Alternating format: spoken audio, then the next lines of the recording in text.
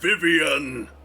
Hi, I just got back from watching Transformers 5 the last night, and I have recorded vlogs about these before, and I haven't recorded a vlog about a movie in a while, and why not for this movie? So here's my hot take on Trans5mers. I've only seen it once, and that was about an hour ago, so I'm going to probably not remember everything, but I'm going to just spit some hot take here, kind of like a warm-up before I do the WTF at TFW podcast with a bunch of other folks sometime in the next week and a half. So, before I go into spoilery stuff, I'll give my non-spoilery thoughts, which might still be spoilery enough for you if you haven't seen it yet, so bear that in mind. Where does this fit into the oeuvre of the Transformers quintessenology? I thought, let me lay some groundwork here, I thought that Age of Extinction is the best of all of the live-action movies up to that point. I felt like it had ditched a lot of the human-centric military porn garbage of the first three movies and made the robots be more characterful, even though it made them also into monsters. But I felt like they had already slowly been becoming monsters from movies 2 and 3 going into 4. I just felt like it was more honest, you know? So this movie, Transformers 5, I was hoping was going to continue the trend of getting away from being vaguely absurdist military porn and being just more like pretty dumb action movies with less baggage that I find boring. Unfortunately, Transformers 5 keeps all the really good robot stuff that Transformers 4 did, but then reintroduces a lot of the militaristic garbage hanging off of its neck like a giant weight from the original trilogy. So Transformers 5 is not, in my opinion, better than Transformers 4. It's kind of hovering in the same area. The bits of Transformers 5 I liked. I think I liked a lot more than the bits of 4 that I liked, but 5 as a movie was a lot more oppressive. Number 4, and hey, I'm a freak of nature, alright? Transformers 4 I can follow. I've watched it 5 times, 3 times walking people through it, and I have a generally good time every time. Transformers 5, on this first viewing, was a level of fast-paced cocaine pacing and editing that I was surprised how hard I had a time of keeping up with it. It felt like the editing and writing delivery of Revenge of the Fallen, but without the excuse of there being no script for the first chunk of production. So I felt a little let down on that regard, because I thought 4 was such a good step forward. Nonetheless, if you are going to go check it out and you've watched like the non-spoiler parts of people talking about it before, then, hey, you know what? Have a good time. Bring friends, have a big drink, and pop some popcorn. Anyway, I think it's time that we get spoilery! So I'm just going to run through like bullet points in my head, and it's all going to be disorganized a little bit. This is a hot take. This is a messy hot take. This is video. First thing, Peter Cullen, after doing like the best performance of a live-action Optimus Prime that I think he's ever done in Age of Extinction, did one of the worst performances of live-action Optimus Prime in this movie. Optimus Prime was barely in this movie, bear in mind. He is hardly in the film until the very end, and a lot of the line deliveries are just super flat, and enthusiasm in life is just gone. And I thought a lot of Cullen's deliveries in Age of Extinction, especially when he was getting mad, was like some of the most lively stuff I'd heard from him in the live-action films ever. This one sounded like he was just tired of it. Conversely, Frank Welker's Megatron was, I think, the best performance in the entire film, human actors included. He was just hitting it out of the park every time he was talking. It was a beautiful mix of classic cartoon supervillainy laced with what felt like an almost pointed reportrayal of the Hugo Weaving attempt at the voice. It was almost like Frank Welker was like, yo, Hugo Weaving, everyone knows you phoned it in, and I'm Frank Welker and I kick ass at everything I do, so what if I just like rub my chest all over your face while I do your Megatron voice but better and kind of like mine, is kind of how it felt. I really enjoyed it. Unfortunately, Megatron fell victim to the same thing he fell victim to in the last movie, which is he kind of doesn't have to be there. Once again, Megatron feels like he's the villain of a separate film that accidentally ended up in this one. Maybe less so than in Age of Extinction, because he did have more to do with the third act, but he still really felt foreign to the movie. And the biggest bummer on his side of things was his crew. I didn't know they were going to do this whole thing of the crew being introduced with character scenes and having their name pop up, and then like half of them get killed off, and then they kind of don't matter after about 20 minutes. That was a bummer. the bright side is one of them is called Nitro Zeus. We all knew there was a toy called Nitro, but the fact he's called Nitro Zeus and has a gold chain, there's something about that I really like. That was one of the high points for me, definitely. I hated Mohawk. Dreadbot was a nothing. You know what was rude though was they're like Dreadbot, and I'm like, oh, I guess that's Berserker. But then they're like, no, and also Berserker, and he's coming out in like a Hannibal Lecter thing. I'm like, oh, this is great. And then it's all just a tease. They're like, nah, we're not gonna let him go. He's the one who has a toy, but they're not gonna let him go. That was rude. Berserker better show up somewhere and not get bisected. That's all I'm gonna say. Onslaught was hilarious because Onslaught was the first Decepticon vehicle a lot of people saw and were talking about. They're like, oh, why doesn't Onslaught have a toy? Yo, guess why he doesn't have a toy? He friggin' gets aced in like 2 seconds. Onslaught sucks. That's why he doesn't have a toy. But the Decepticon crew was just confusing. Barricade was okay. And hey, I think he made it out alive. So once again, Barricade just inexplicably survives another film. And the only missed opportunity with him was this was the time to get Keith David to voice him, to bring the good part of the video game Barricade over to this world and mix it all together. Megatron surviving made me real happy. I kind of like that he got Transformered the Movied, just like straight out of the giant killer planet, just booted right out the back and, off screen, hopefully to show up again sometime later. But yeah, Nitro was fun. I'm sad Nitro got killed at the very last second because he got his head blown off, and I was like, oh, are they going to finally do the payoff? Because you know who else ended up bumming me out was Cogman, who was just a wall-to-wall case of wonderful stuff mixed with trying way too hard, but in a way that I just couldn't get angry about. And it's all just building up. I heard the word Headmaster, and I'm like, oh, they're going to do it. They're going to do it. Nitro's head just got blown off. They're going to do it. The 2 human characters are falling and need a flying person to save them. It's time. And they didn't. And that was a bummer. Cogman was in the movie too much to just suddenly stop being in the movie. That's a shame. I liked what they were doing with that dude. I hope he's back for the next one after the next one, because I forgot the next one is the Bumblebee prequel. They did alright. They did alright. I'm happy it was Cogman, because I was really worried it was going to be Cogman, and that's way less cool than Cogman. Anthony Hopkins was better than I thought he was going to be, because I was expecting some of the John Malkovich, especially once the film tonally and editingly began to remind me of the original 3 rather than Age of Extinction. I was like, oh man, is this going to be John Malkovich all over again? But no, it wasn't. He was alright. Like, he pushed it too far here and there. A lot of the time, he was pretty darn good, but then sometimes he also became like, how do you put this? With John Malkovich, for instance, in Dark of the Moon, it's like, Michael Bay is like, well, I don't really need to direct the guy, do I? He's so good and famous. And so he doesn't, and then it's just like sort of awkward, perhaps improv. And Anthony Hopkins had a couple scenes that went like that, but only about 25-30% of the time. And he was in the movie a lot more than I thought he was going to be in the movie. And he, like, friggin', well, he didn't do a stunt, but a guy dressed like him did a stunt. Yo, he straight up died! I thought it would have been funny if Cogman went all, like, not just a headmaster, but he's like, I'm gonna wrap myself around you like a Nebulan headmaster suit, and Anthony Hopkins will be inside me when I turn into a head. It didn't happen, though. Who else is in the movie? Quintessa is the big bad. Quintessa, almost as I guess just bad as the Fallen in being a godlike entity that just shows up. Here's the ways that she turned out a little bit better. Being the god that she is, and being that we hadn't seen Cybertron since it got half blown up in Part 3, I guess it's believable she just showed up there and was like, what the hell did you all do?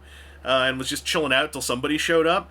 Also, B, she didn't get horrifically body murdered like the Fallen did. And, hey, she was in, like, the pre-credit stinger, so she'll be back, I guess. And that's kind of cool, having a carryover villain who has, like, plot gravitas as opposed to Megatron, who always feels like the script doesn't really want to have him there, but they're obligated to. The effect on her was cool. It's just like she had zero backstory. The only thing about her backstory that I kind of enjoyed was the part where they're like, oh, the mad goddess Quintessa, because I was like, what better explanation is there for the tone of every character ever born on this universe's iteration of Cybertron than for its origin story to be it was created by a literal mad goddess. Like, the creator of the planet is insane and made it and then, like, left. that came back after it was blown up. Like, yeah, okay, so they're like at the very heart of their mythical cybernucleic acid. All Transformers are born of deific? Yeah, deific madness. Also, Infernicus was pretty neat in the movie. It's a shame that like the trailers, I guess, did spoil that every part of him dies via simultaneous decapitation. But it was neat that he actually was a combiner. And I really liked the part when Megatron was like, Infernicus, transform! And he merged together. It felt all super robot-y, and I'm happy when that stuff shows up in there. Megatron, by the way, speaking of the editing and pacing of the movie, so like the movie's whole structure, in the first half, there are things that just take way too long, and the whole movie just like falls to a stop. But also in the second half, entire very important narrative points are completely glazed over. Like, for instance, Megatron just showing up helping Quintessa with a big red smear on his face. Like, they never actually explained what happened. You're just sort of left to assume stuff that I guess he found Quintessa and she hit him, and then he was like, I'll do whatever you want. That's all I can imagine. Also, something a buddy of mine brought up is like, Kate Yeager, like, unleashes Super Cyber Excalibur and then it disappears 5 seconds later. I just assumed he put it down, or, put it down the front of his pants, like that joke in the movie about the pants. So, yeah, the movie was, where Age of Extinction, I guess this is also my personal taste, Age of Extinction is Act 1, Act 2, Act 3, Act 3, Act 3. There's like two and a half Act 3s in that movie, and I guess I can deal with there being multiple endings in a movie. This one felt like Act 1, and then 4 Act 2s, and then 1 Act 3. Like, there was 1 Act 3, and that was kind of neat, but there were 4 middles of the movie, one after another, and I found that a lot more trying.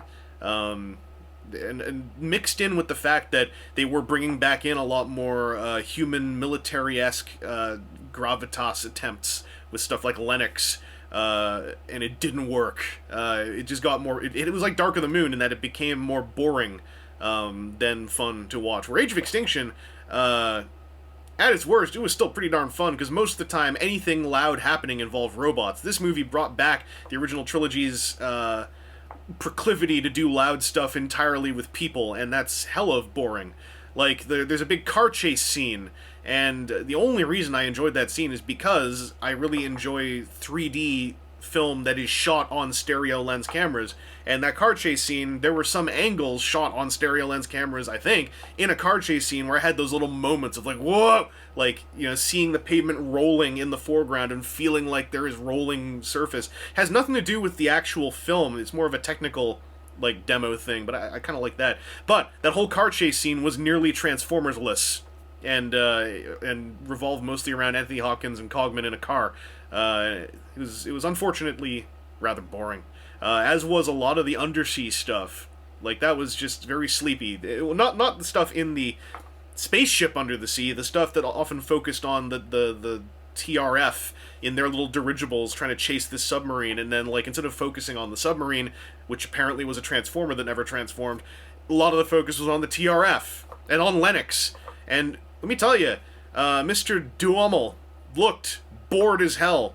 He looked equally bored as Glenn Morshower. I was entirely unexcited to see either of them again, because neither of them looked like they wanted to be there, and I'm really triple bummed out for Tyrese Gibson, who couldn't schedulistically make it to filming on Trans5mers, and the only actor in the original 3 movies that seemed like he actually genuinely loved what he was doing was Tyrese Gibson. And I think if he was there instead, if we had Epps instead of Lennox, I feel like maybe that stuff would have been different. At least I would have felt like I saw someone who was enjoying themselves on a fourth wall level. What else was there? There was this dude. There's this guy who was like at NASA, like kind of half asleep at his post, and then he never got name dropped, and then all of a sudden he was a main character saying, "We have to stop the villains with physics!" And then he stopped mattering again, and he was portrayed as incredibly important, and I'm really sure he never got a name that I heard or remembered. I didn't like him. He could have been written out easily. There's a lot of chunks of the movie that, again, much like the original trilogy, more so than Age of Extinction, which has this problem, but I think less so, there were huge swathes of Trans5mers that could have been removed with nobody even noticing. That dude was one of them. The unfortunate thing is, I was let down by just about, aside from Anthony Hopkins, I should say that. Aside from Anthony Hopkins, I was let down by most every other human face actor, and I I didn't love him. I thought Mark Wahlberg was onto something in the way he was kind of a he was doing side by side combatant role stuff in Age of Extinction, using alien weapon, the gun things, in a way that felt fresh and like what I want out of one of these things, more so than having military people or a Sam Witwicky alongside the Transformers. And in this movie, he just kind of felt like he was regressing into a half Lennox, and then you had Lennox there as well, and it made for characters I just didn't care to watch anymore. After being totally up for more of Mark Wahlberg as that character after the fourth movie. So he kind of let me down.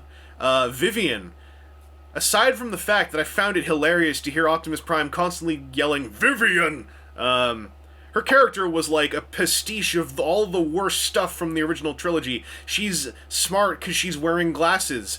She has 4 moms, and they're totally delivering the requisite awkward boner scene of, yelling about BDSM stuff and not knowing what it means, and then all going "Oh, I bet they're having sex upstairs. It's like Tarzan's in the house."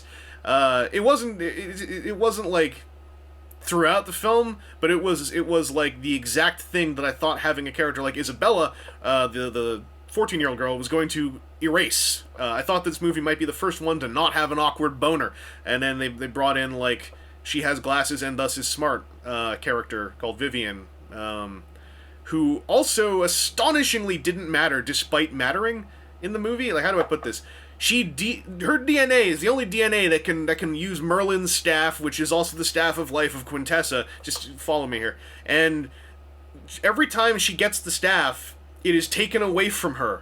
She gets the staff. Optimus Prime takes it away because Mark Wahlberg told her to give it to him. She grabs the staff at the end of the movie, and then it doesn't seem to have much to do with actually stopping Quintessa. Quintessa just gets shot in the back and disappears.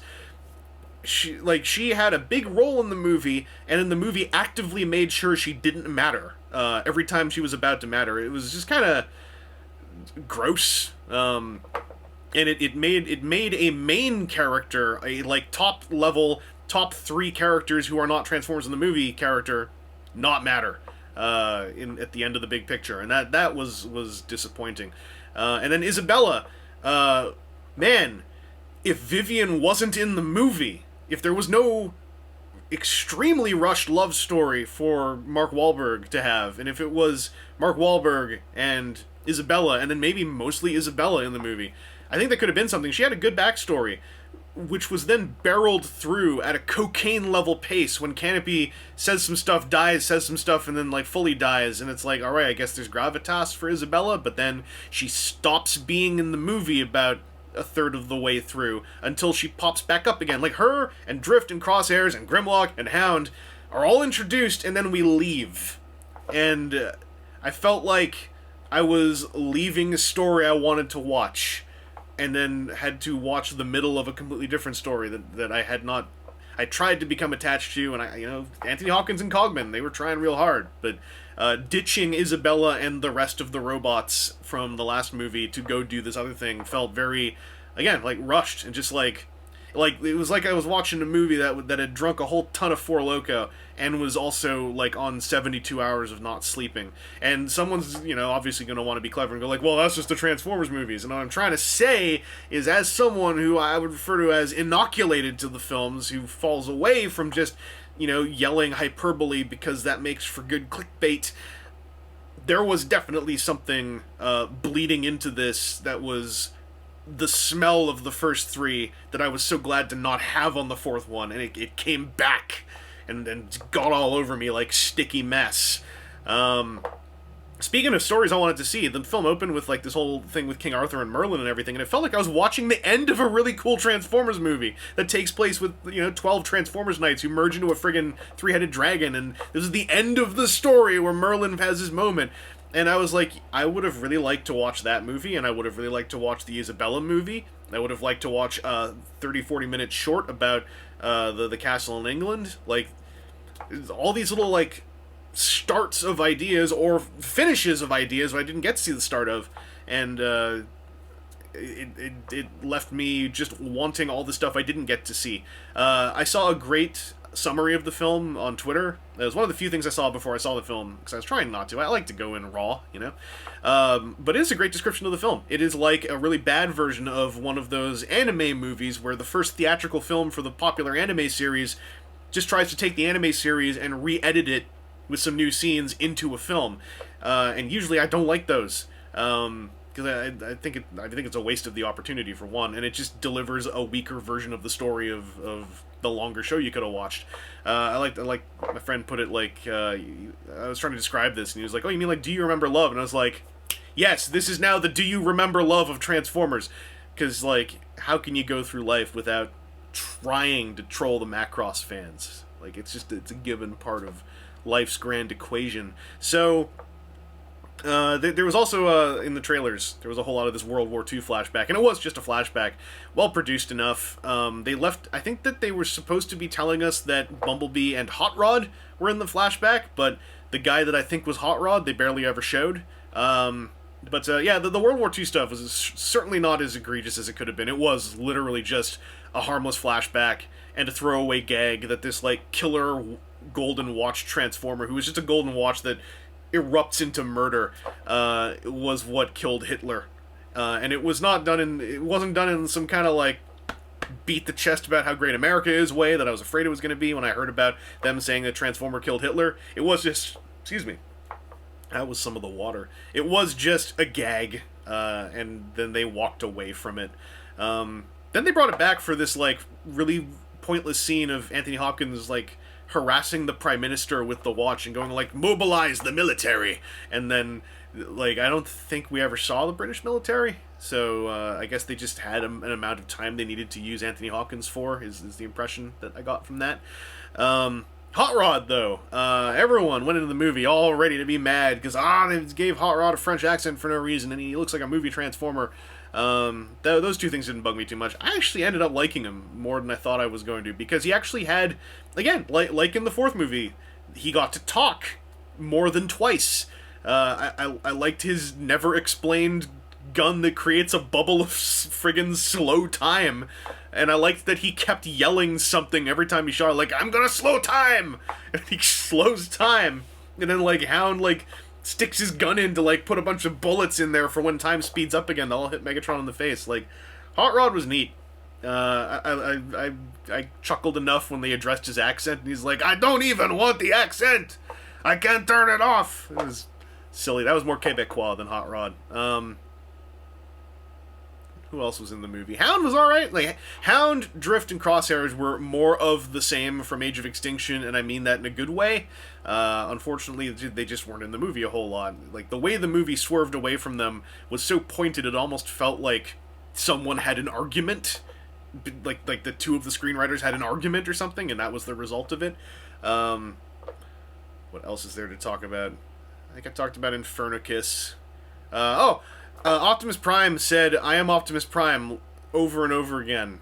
That was most of his lines. Speaking of someone who sounded like they were tired of doing the performance, Peter Cullen was also not given very good dialogue to work with. Like, the line from the trailer, that sounded just as bad in the movie. "My maker, I do." Like, that is just a terrible line of dialogue. That is an awkward, awful line of dialogue, the awkwardness of which robs it of any gravitas it might attempt to have. There's the bit where Quintessa's like, "Now you're Nemesis Prime," for all of, like, 5 minutes, and, like, every movie, like last movie, big smile on my face when Optimus Prime rises up screaming, "I'll kill you, I'll kill you." Once again, I'm like, are you guys just, like, reading my tweets and listening to my podcasts and stealing all the ideas I want to see?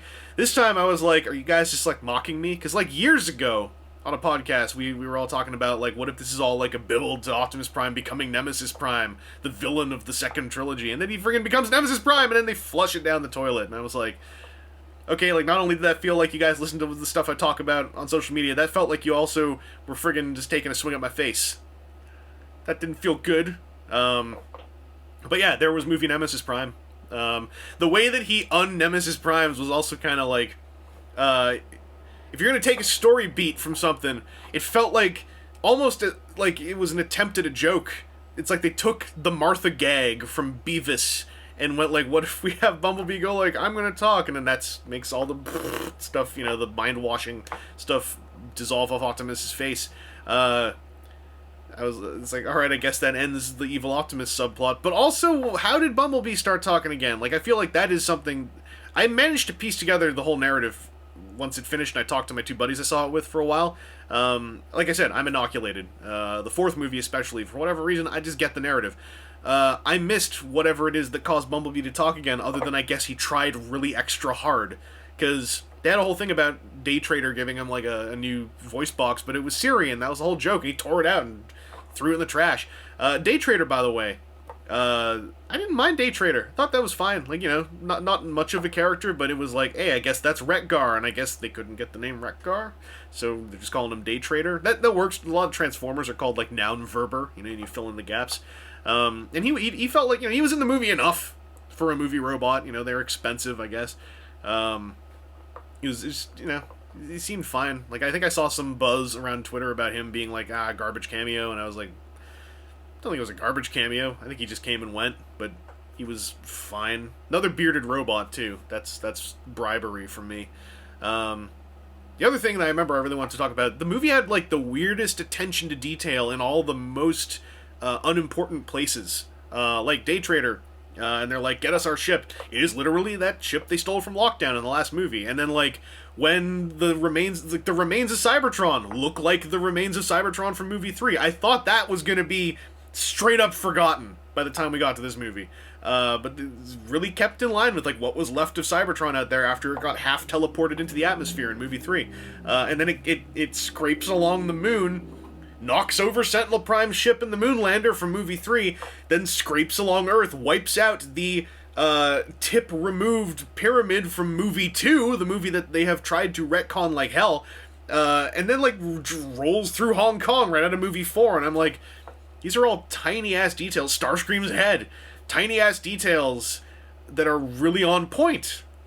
Extremely accurately placed in all the places where they have zero effect on the problems with the overall narrative. I'm guessing it was just, like, really... Like, someone in the graphics department who was like, listen, I don't get any say on anything, but I get a say on the graphics. And I care, goddammit! I think I'm running out of my freshest, hottest takes things I wanted to say. I'm really stuck on the Vivian thing. Like, I want at TFCon to just have a thing. If you ever hear someone just going like, Vivian! Someone else has to respond with their own Vivian! Get Vivian to the staff! Where's Vivian? Yeah, I didn't think it was categorically better than Age of Extinction. I felt like it was a total side grade, dragged down by bringing back baggage, delivery baggage, not like plot baggage, just baggage of delivery from the original trilogy that had been excised from movie 4. And I feel like between that and Lennox and Morshower, it was like some attempt, a misguided attempt to fix the stuff done in movie 4 by bringing back the nostalgic elements of the first 3 movies. And, like, I know this isn't a popular opinion, but this is my goddamn hot takes video, so I'm gonna say what I want. The less that we go back to the original trilogy, the better. Movies 2 and 3 are the 2 worst movies of all of them, and I kind of get it, but I absolutely do not share the nostalgia people seem to have for the 2007 first movie and the way that it was the best of them all. It wasn't the best of them all. Age of Extinction is better than that movie. And this was not something that followed on all the stuff Age of Extinction did so well. It dragged along all the good robot bits, and I guess that's the most important part, but whereas the first 3 movies I have a lot of trouble going through at all, Age of Extinction, I can have a good old time taking someone through that movie, and I don't feel like I'm losing, a couple hours of my life. This one feels like I'm going back to the days of movies 1, 2, and 3, where most of the time I watch any of it, it is watching clips on YouTube or fast-forwarding through the middle of the film. A lot of the action pieces I'm certainly looking forward to going back to, and I liked a lot of the robot stuff. I'm bummed out that some of that robot stuff, like the Decepticons, some of the best Decepticon stuff the movies have ever done by letting them talk and have character. It was almost comical the way they then just wholesale murdered most of those characters before an hour had passed. So, if you watch this whole thing, and you're a Transformers fan who wants to have a discussion about the movies beyond the headline base level casual discussion of the movies, hope this was helpful. I'm gonna just cut this off here. There's more I could say, but if you want to hear like stuff I missed out on, go and check out our podcast. If you think, do you think I should take the WTF and TFW roundtable and put a copy of that on here? Would that interest you at all to have it on here? I know there are people who prefer to listen to things on YouTube than on, like, an MP3 playing device, which I've come to terms with. It was a really weird thing to hear the first time. Let me know. But, yeah. If you just want to come into this, if, like, for instance, if you went to see the movie and you hated the last four and you went to see it because you hate it, with all due respect, I don't understand why you spent the money. The hate watch thing, once upon a time, I kind of got it, and it's not like I don't understand it at all. It just feels like, especially if you're not part of it, like, the fandom that there is for the Transformers franchise as a whole, I just don't understand why you're spending the time and getting yourself angry about it, Like, this was the same director, nothing was going to change. And if you're gonna tell me, like, hey, looks like you finally came around on these movies, like, sadly, no. Not from that perspective. If you're a Transformers fan, who, does enjoy these movies, and you think this one was better than the last few, leave comments. Just leave comments in general, but the perspective I'm most interested in, because I'm selfish, is my own. If you are one of those few, like me, who thinks the number 4 is the best movie, and you think this one was better than number 4, I really want to hear from you, specifically, all 12 of you. My knights. You can call me Quintessa if you want. That's fine. I'll wear a veil in the desert with all the fancy jewelry stuff. Because that is the part where I felt let down. I thought that number 4 was a categorical step forward for the entire delivery of the live-action movies. And this just felt like a step back.